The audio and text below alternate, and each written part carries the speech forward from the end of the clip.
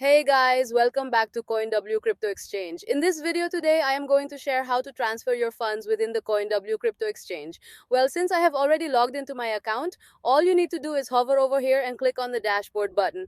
Now, to see how many assets do you hold in your account, you need to click on the view more button. Over here, you will see the entire funds that you hold in different account types. For example, as you can see here, I hold 390 USDT, out of which the entire 390 USDT is in the futures account. So now, suppose you want to transfer the asset from the futures account to the spot account because you might want to simply buy Bitcoin and hold. All you need to do is click on the transfer button over here and then select the account through which you want to transfer and the account in which you want to transfer.